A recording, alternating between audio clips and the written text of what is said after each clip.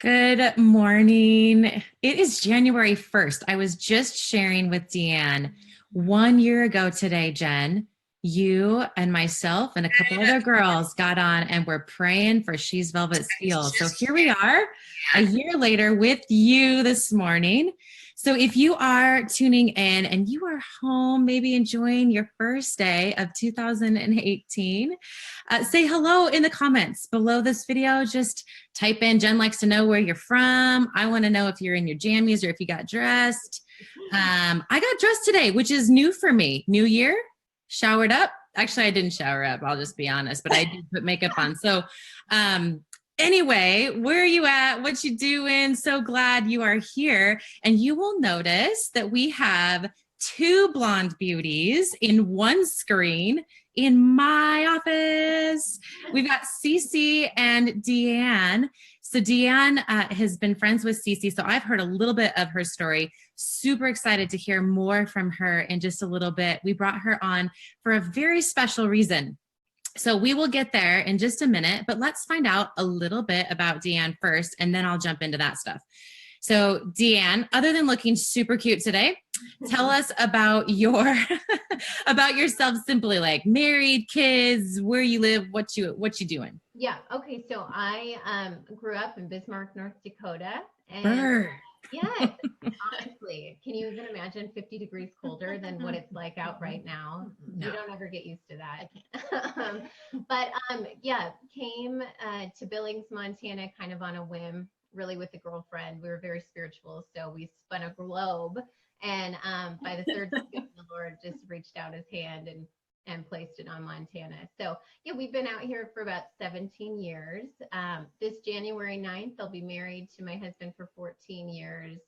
So thankful. And we have two wild and crazy kids, 7 and 4. And right now I get to stay at home with them. So really love that. Yeah. That's awesome. So did I hear, so 7 and 4, did I hear that, is this the friend that does homeschooling? Do you homeschool your 7-year-old? No. Different friend. Okay. Yeah, she's coming in a couple weeks. All right. Okay. Well, I always have to give props to homeschool moms. Jen did it at one time. I went to school for teaching and I'm like, can't do it. God would have to like shove me off the ledge to do it. No, but I love it. Because I know what it takes to go in and plan and be both mom and teacher. So anyway, but props to you for not homeschooling because you got lots of other stuff on your plate. So tell me and tell all of us, what's a day in the life, of Deanne? Like what fills your day? What fills your time?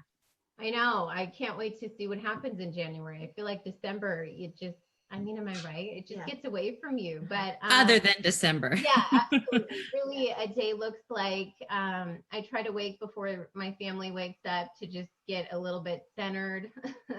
Spend some time with Jesus in the Word, enjoy my coffee, light a candle, and then it's, kids ready for school and breakfast, that whole routine. And then the day, depending, sometimes it's arts and crafts with Ruby or the gym or, groceries, ministry stuff every Friday. I do a prayer group with a group of girlfriends. That's been a huge blessing. Yeah, it's just honestly, every day looks a little bit different, but there's things that I definitely need to feel centered. I have to be in the Word. I've got to get a little workout in, and then I just kind of surrender it. What does the day hold? What does today look like? So yeah, something very ordinary. Well, I think probably we could all assume some things, knowing that you stay home with your kids. We can assume that there's a lot of pickup. Yes. Like all the time, from room to room. And we can assume there's lots of snack making because when do they ever stop being hungry? Yeah. So yeah, we can assume a lot of that just by saying that you take care of your kids full time, and don't pass that off to others.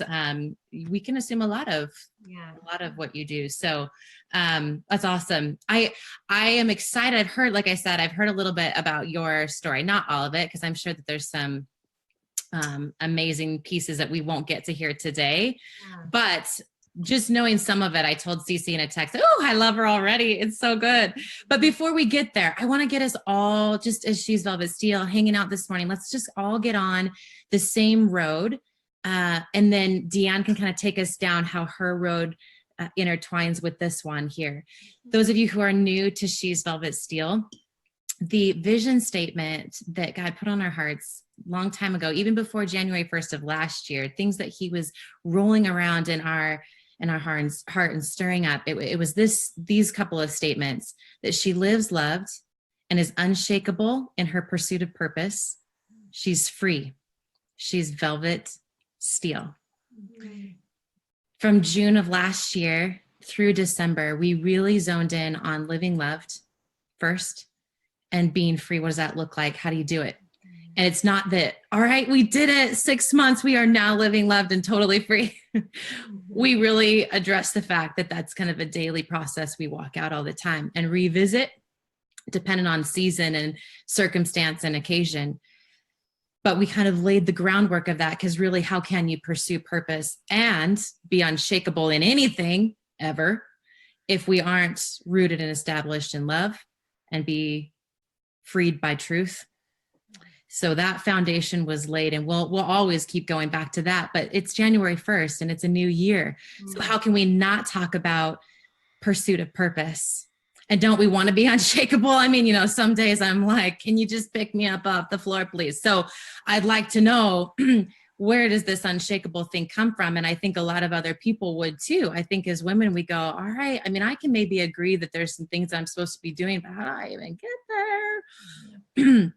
So let me just, on this road of, if we know that we're going to be unshakable in pursuit of purpose, let's just get on this road and agree on one thing.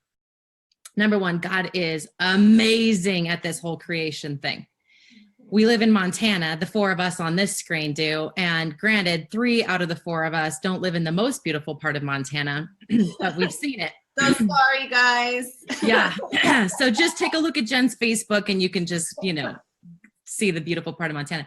No, but I picture myself driving to Glacier National Park, and because I did live over there at one point, and you see the Mission Mountains. And when you're driving, you see anything in God's creation, whether it's a sunset or the Mission Mountains, no matter where you're living. When you look at something, you stand in awe of that creation, and it takes your breath away. And what it does is as you look on that creation, it immediately points you to the Creator. It immediately makes you go, whoa. He made that. If that type of creation, oceans, streams, rivers, mountains, sunset, points our eyes to the Creator, I have to then assume and know that we are his creations, and then he has the same intent to point the eyes of others back to the Creator. But what's even more incredible about that is that the mountains cannot perceive his love. The mountains cannot perceive his power. But you and I, we were created in his image, Genesis 1:27, right? Created in his image. And you and I can perceive his love and his power working in us and through us. So the sheer fact, one, that we were created in his image, whoa, we got a lot to think on right there, what that means. But also the fact that we were created to point others back to the Creator. Whoa, that's big. And then in Ephesians, Paul's telling us that we were created, we're his workmanship, meaning there was skill and craftsmanship and thought and imagination that went into the creation of us. And then there were good works that were created in advance for us to do before you and I started walking and talking. He's like, all right, this Deanne girl, I'm making her in my image, and I've got something unique that I want her to share with the world so that others' eyes would be pointed back to me. She's going to have a unique part of my thumbprint that no one else does. A unique part of my thumbprint. And so really think about that for a second, and I won't get too weighty, but think about that if Deanne does not walk out that purpose, we don't get to see that part of God's thumbprint. Yeah. Because no one else can walk out Deanne's thumbprint.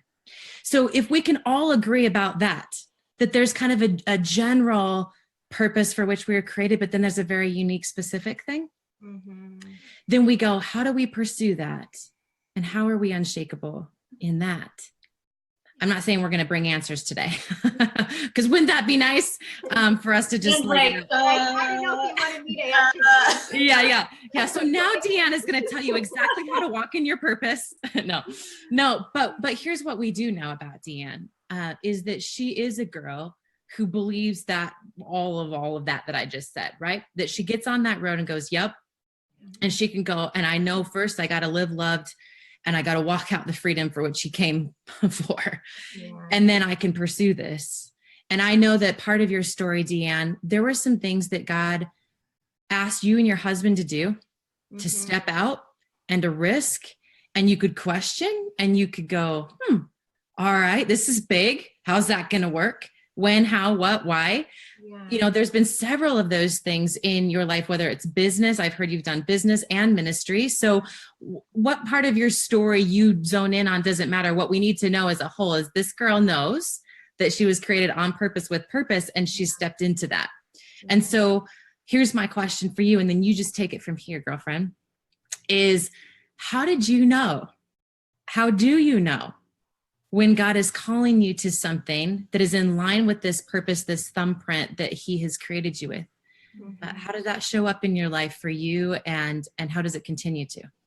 Dan, real quick before you jump into that, I want you to know I'm communicating with our viewers. So in case you see me looking down, I thought you were taking notes. I didn't know. Yeah, that's what it was. She's like, oh, Jamie, that's so good. I'm writing it down. Barely said a thing already. We got note taking. Yeah.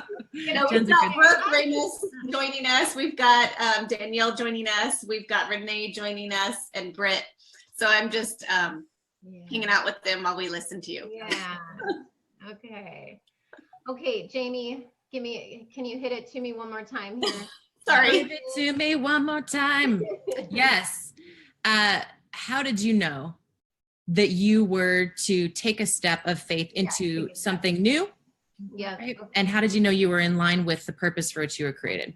Yeah, absolutely. Gosh, I think I've always been so excited and just desired adventure with the Lord. I grew up in a maybe more religious church, and so when I realized, when people started really talking to me about true relationship with Jesus, I was just so taken with him, and I've been crazy about him ever since. And so what that stirred in me was just this sense of adventure, that he can speak something and our whole life can change. And I've always been so excited about that. You talked about the creator and us as created beings, and it's amazing that the creator would stoop down and speak to us. I mean, that just chokes me up. So I think my pursuit of him has always been with that in mind, that I have a great expectancy that when I go to pray or be still, that he's going to speak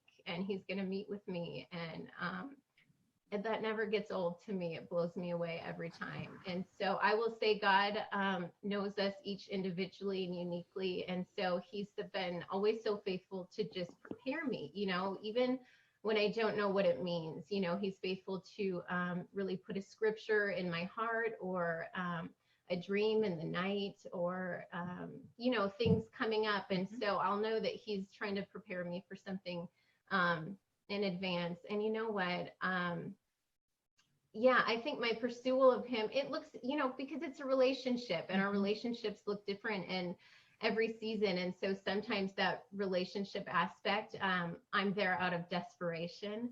And sometimes I'm there out of just obedience. And sometimes it's out of just this sweet expectancy of just pursuing my first love, And so that looks different in different seasons. But I get so excited about what he's going to do and what he's going to say, and that each day can be full of something new. And that excites me.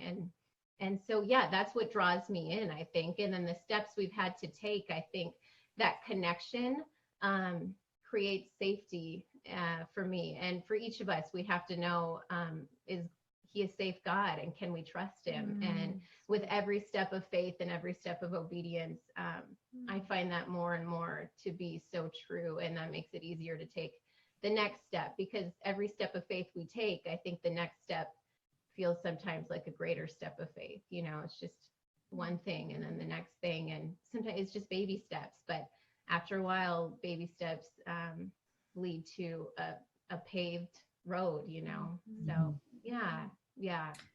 Well, I love what you're saying right here is that your purpose begins and really ends in the pursuit of Him. Oh, yeah.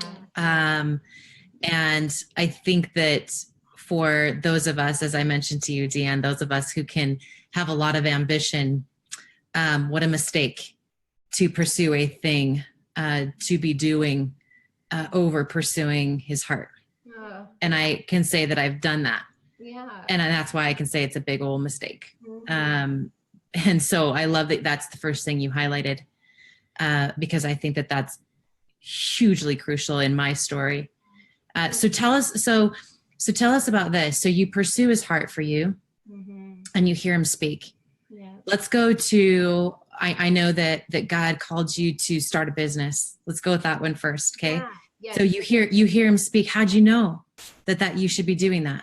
Yeah, well, we were all in ministry and excited about what we were doing. And my husband one night had just come to me and said, "Geez, babe, I think we're done at the church," And I said, what do you mean done? We're just getting started, we're dreaming about the future and God's got a lot for us.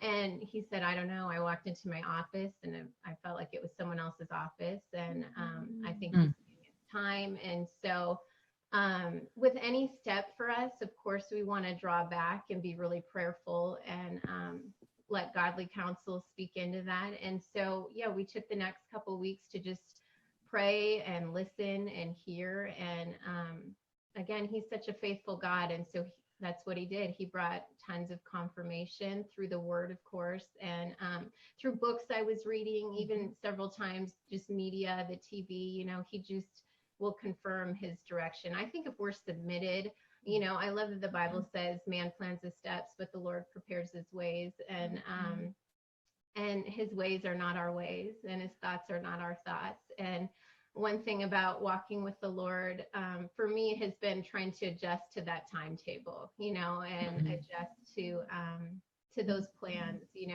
There's such a cost in following Him, and it's a big deal, if we're going to remain in our own comfort or walk in the cost of what He asks. He talks so much about picking up our cross and walking daily with Him to die to ourselves. And that's hard.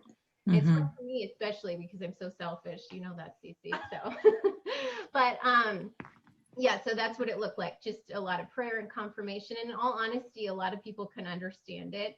And that's when I think the rubber meets the road and you just go, did He say this or did He not say it? Because at the end of the day, at the end of the day, we're going to be the ones to answer to Him for what the call that He's put on our lives. And so, then that's the cost for us, to step away and do the next thing. And so that's what it looked like leaving the church. That's what it looked like. So we got to run and open a business, a coffee shop, which was so sweet and so much fun for a season. And then, God called us out of that to sell and give it over. And we right now run a nonprofit foundation, and which was another great step, with not sure how the finances would come, just the whole thing.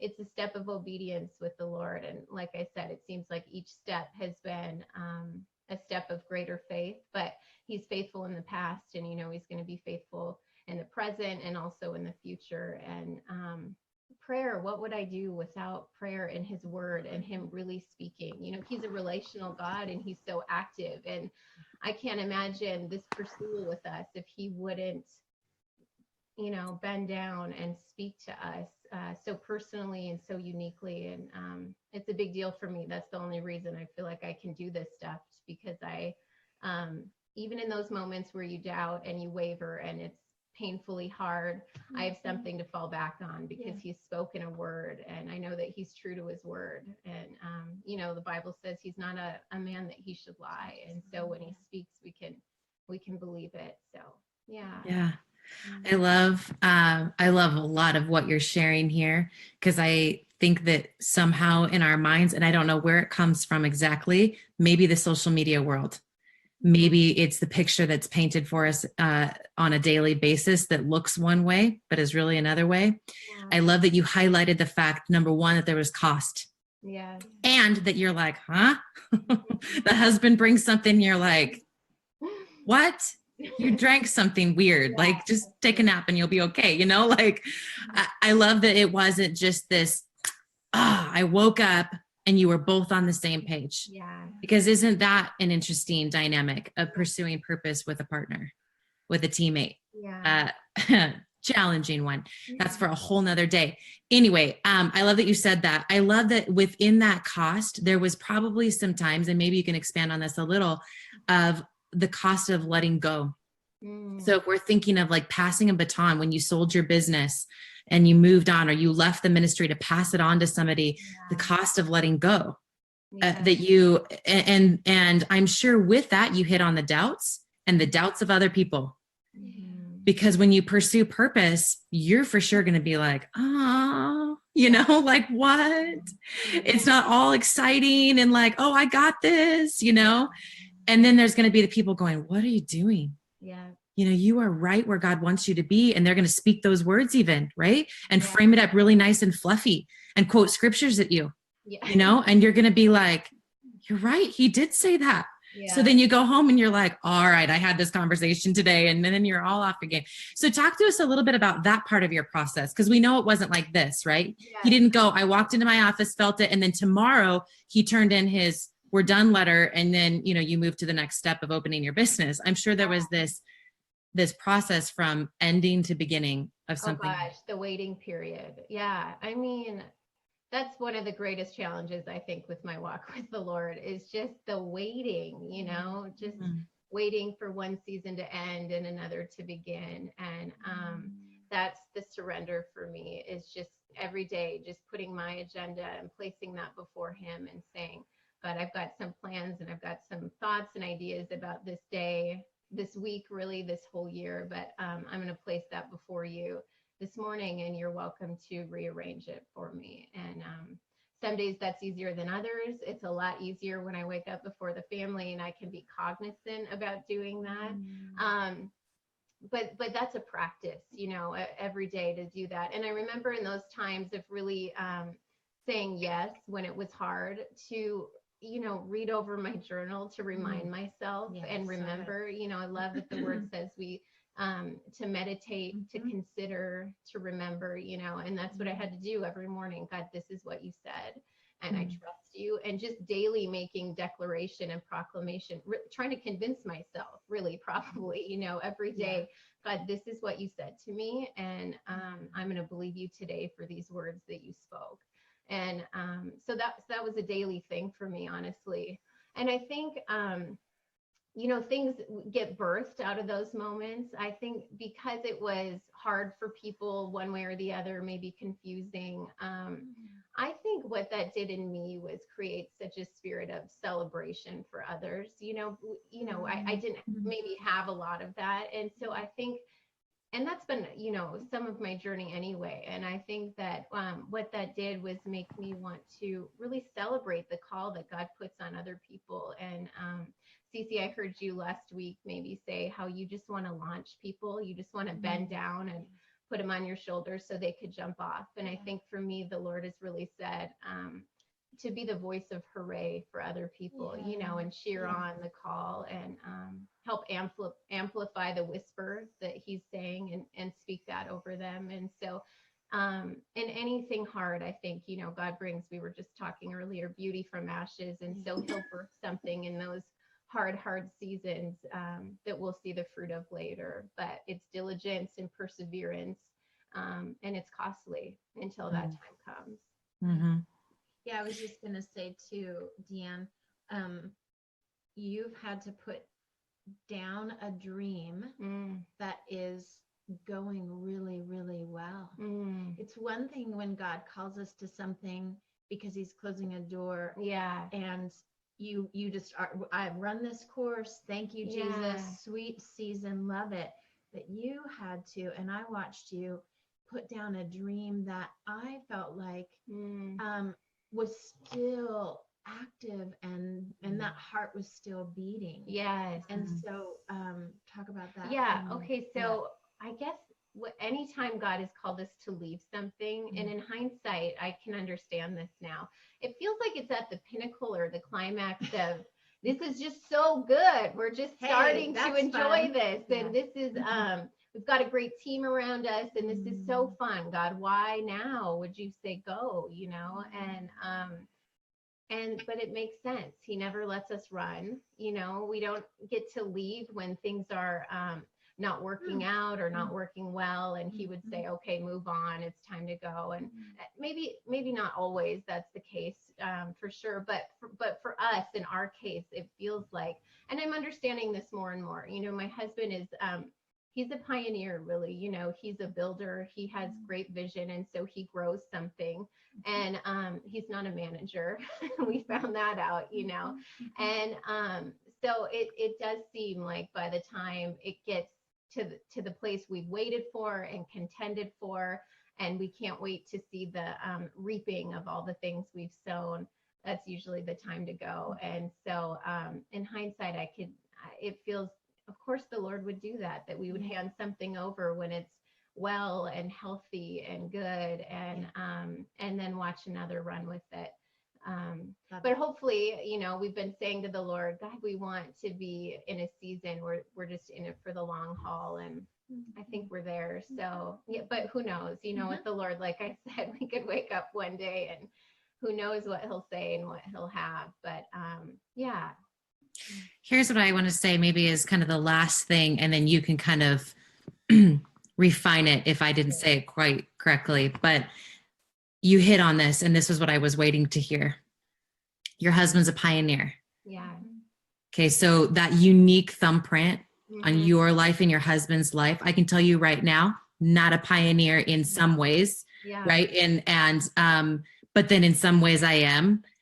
But when you see a pioneer and you know a pioneer, then that's his unique thumbprint. Yeah.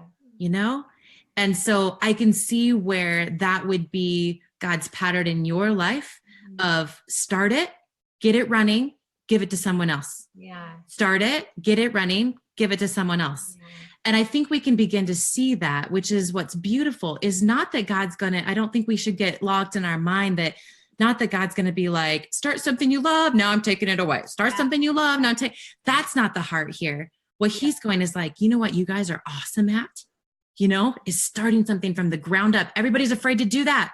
Not you two. Not you two. I'm going to give you something brand new. And you're going to do what other people are afraid to do or can't do, don't have the skill to do. I love that, because that is your sweet spot. That's your inner working. When he was like, I'm making Deanna, what's your husband's name? Ryan.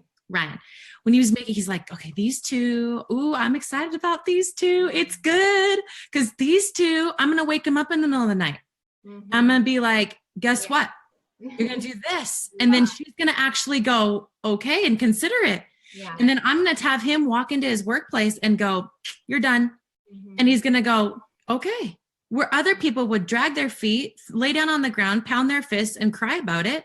You guys, I mean, maybe you did a little bit of that. Let's just be honest. Like, it's not fun and games all the time to, like Cece said, let go of things, you know? So if you didn't pound your fist, like, whoa. But anyway, what I'm saying here is the unique thumbprint of God that I mentioned in the beginning is that the beauty about that is that as you've grown, and Cece and we at Families had this conversation the other night, you grow in this capacity. He's had you give up things before in maybe smaller ways, and you practice that. Yeah. Practiced walking in faith in that, practice stepping out, maybe at a little less cost. Yeah. And so then the next time when something greater came, it was a little easier. Still difficult. Yeah. But it was familiar. Like, you know what? Like you said, I remember when I gave up something then, and then look what he took us to, and how amazingly fulfilling this was, how beautiful this process was, how we've been blessed and others have been blessed through this. I can do this again. Yeah. So then you grow in greater capacity, a bigger dream, bigger influence, bigger impact, bigger platform. And he's like, okay, done. Next. Yeah. And you're like, oh, this one's a hard one because I got a lot of relationships here. Yeah. Like my heart is here, right? But you go, like you said, I look back and go, but he did it then. Yeah. He'll do it again. And you grew your faith muscle. Yeah. So to be unshakable, it wasn't that God made Deanne and the moment she came out of her mother's womb, she was unshakable. You grew it just like you grow at the gym. And so you grew this unshakable pursuit because of a daily small obedience and practice. Absolutely. And so now then he calls you to something else. And I mean, I'm not going to call this out. I'm like, this is no prophetic word, but I'm sure there's going to be a time where Ryan or you will wake up and go, guess what? Time to pass off this ministry. Got something new. Yeah. How cool is that you have found your thumbprint and the thing that God has, your sweet spot, if you want to say it that way, or your gifting as pioneers to begin something new. And not all of us will have that, but really isn't that our goal, is that we would find that unique thumbprint, that we would pursue his heart and then just practice obedience, trusting that his heart is so good. Yeah. That he's not asking for cost and sacrifice because he's mean or because he's got this plan that's like, sorry, you're not going to like your life, but it's not about you. Yeah. Truth is, it isn't about us, but he's so good is that he's like, I kind of know what lights you up.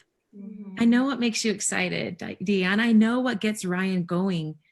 And so just trust me. I know this was really exciting for you, but just wait. Yeah. So I love that. Would you say that that's been a thread through your story then, Deanne, that you guys have been drawn to pioneering, that you've seen that pattern repeatedly for you?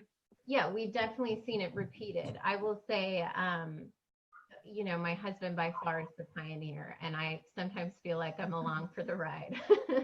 But, I'm created for team. I love to do team. I love to do team, honestly, more than anyone with my husband. And so I feel like I get to just reap the benefits sometimes of just cheerleading for him, honestly.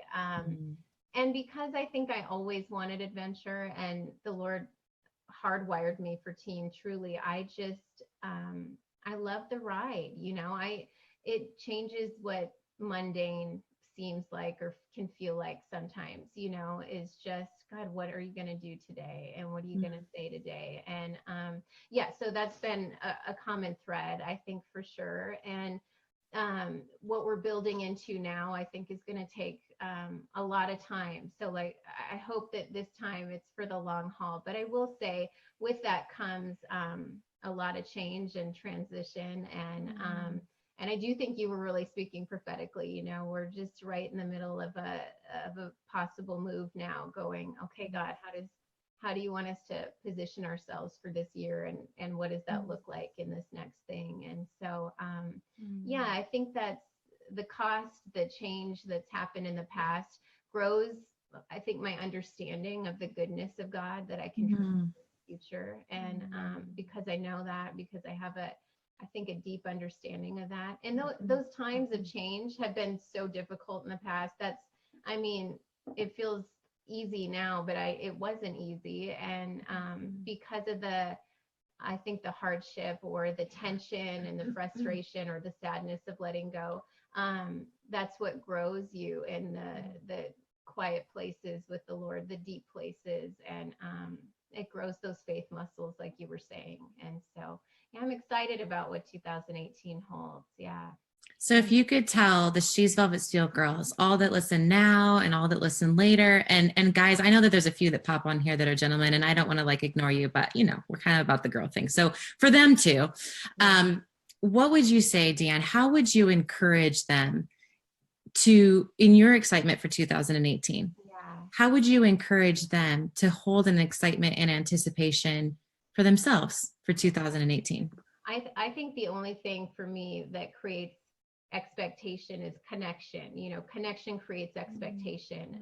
I think about John 15 and the vine and the branches. And if we're not connected, I don't know, how do we have joy about anything, or anticipation and expectation? And so to me, I think it's, we cannot negate those quiet places with the Lord. We just have to make room. We have to make time. And that can look different.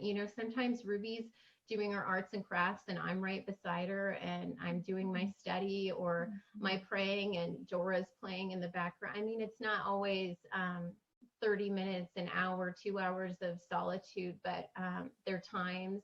And I think that's the cost for us, you know, when the Lord does wake you up in the middle of the night. That's a choice we have to make to say, yes, Lord, I'm going to get out of the bed and I'm going to get down and I'm going to hear from you and turn my ear towards you. And yeah, there's always a cost, but that's what I would say. We can't negate the quiet times, the times to get away, to truly hear from him, because there's no replacement for his voice. You know, we can have great friendships and there's great books and there's great sermons, and those are all beautiful and wonderful confirmations and encouragements. But that does not replace the voice of the Lord to us personally. And that's big, I think.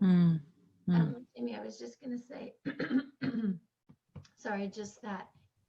Oh gosh, just that Brian has been able to do all that he's been able, like you just said, team approach. Yeah. And I just want to say to the She's Velvet Steel women that whether you're single or married or your best friend, or you have a circumstance where you were married, but you're not married, wherever you found yourself, I just want to highlight and commend, I think, Deanne, that your pursuit of Jesus has made Brian able to be the pioneer, and you have pioneered just as much in this. Like she never doesn't pioneer in her pursuit of Jesus. But that doesn't always look pretty. I want you to know that she's broken in it. She would tell you she's broken in it. She used the word desperation. So I guess all I want to say is that, to add, and then Jamie, we'll have you give your final thoughts, that your willingness to be a team and to dive in and pursue Jesus in all those broken places has enabled Brian to be able to bring those things to you repeatedly. And She's Velvet Steel girls, that might be your best friend. That might be somebody going into business with you. That might be your neighbor. And so, I love that you pointed that out. I think for each of us, having someone to spur us on, to stand with us in prayer and shoulder the call that God's put on our lives is hugely important. Whatever dynamic that looks like, definitely. Yeah. It's beautiful. Well, I mean, there's not much that I need to add to all of that, because that was really incredible. What God shared through your process and your story, it just, even in that part, it makes me want to sit here and ask you about 75 more questions. But I would say, if just in summary of that very last part, is that if we're wanting to pursue Jesus and pursue all that he has for us, it begins by pursuing his heart, and that being the non-negotiable, like you said, the connection, where if we're not connected, there's no growth, you're not rooted. That's where it begins. And pursuing that has given you the direction, the faith, the confidence, the boldness. What we would see as unshakable has really been by his power, strength, because of your pursuit of his heart. Maybe that's our encouragement. My encouragement in hearing you today is just pursue his heart, Jamie. Pursue his heart, Jamie. So thank you for being willing to share. I think we'll probably need you to come back and talk some more, because I love hearing your heart, and so fun to hear how God speaks to you, and just how he's woven these cool things in your story. So thank you for taking time on a holiday to come and hang out with us. She's Velvet Steel, and all of you listening too. Thanks for joining us. I know that you could be doing lots of other things today, especially if it's a day off. So thank you for listening now, listening later. And how cool is it that we can be the iron sharpening iron, the encouragement, spurring each other on in 2018. That's definitely our goal here, as we spend our time with you, is to spur you on, because we believe in that purpose that God's created you for. So have an awesome January 1. So good to spend it with you beautiful faces on here, and yay for 2018. Super excited about that. So we will see you all again next Monday with another friend sharing another story, and then throughout the week sharing with you all about this unshakable pursuit. Yeah. All right, you guys, so much love for you. See you later.